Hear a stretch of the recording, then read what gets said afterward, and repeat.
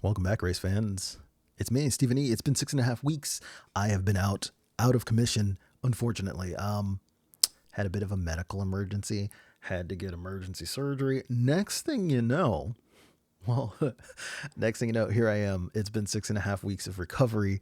It was weird, honestly, because when I was on the painkillers, mint, mint. I was like, I can walk 1,000 miles. This is great. As soon as my painkillers ran out, I was like, I can't even cook. I am so tired. I would literally cook a meal and sit down and fall asleep while eating. That's how little energy I had. I didn't know surgery could be so demanding on your body. Even simple surgery, like, well, I won't say it was simple, but common. There you go. That's a better word.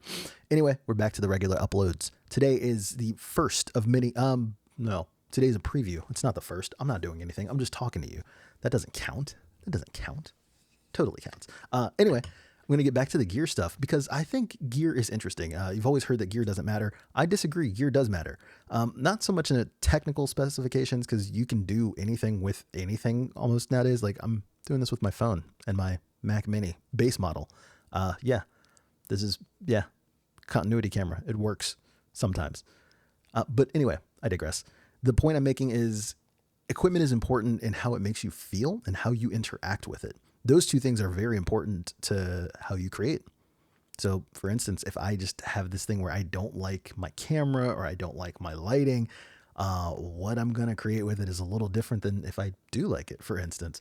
Speaking of things I do like, I got a new lens and unsurprisingly, it's in the 50 millimeter range. So I traded a 50 millimeter 1.2 for this and a Peak Design bag. I know I'll get back to the Peak Design thing later. I know I rag on that company constantly, but here we go. Anyway, I got this. We're all familiar with this. This is the Rocker 58 millimeter 1.4. I think it's modded. If you can kind of see in there, there's no aperture blades. So I don't know. I always thought it was really cool. It doesn't like doing the aperture, like moving the little dial thing doesn't do anything. So I don't think it's disconnected. I think it just doesn't have them. It's very cool. It has a very unique look. It's super wide open. It kind of looks like it's more than 1.4. I compared this to my 50 1.4 and it's significantly shallower. Granted it is 8 millimeters longer, but it's kind of interesting. I was like, So I don't know. That's a really cool lens.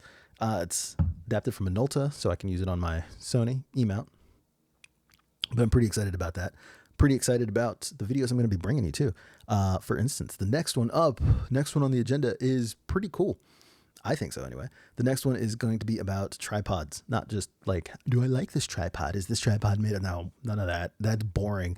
I'm going to be talking about how to use it. Not just like a tutorial, like how do you use a tripod? No, like how do you make it better? How do you film videos like this with a tripod in a usable fashion? Is it possible? Can you do it? What can you use to make them better? Because tripods are mostly kind of lame, but like exciting at the same time. Anyway, just some food for thought. Get ready because it's coming. I'm going to actually do it this week. They're dropping this week. So turn on those notifications, subscribe, comment. I'm glad to be back. Thank you for everyone that subscribed while I was gone, which I thought was weird. I appreciate it. I'm new to this and I'm appreciative. Love you. Stephen E. Glass Avenue out.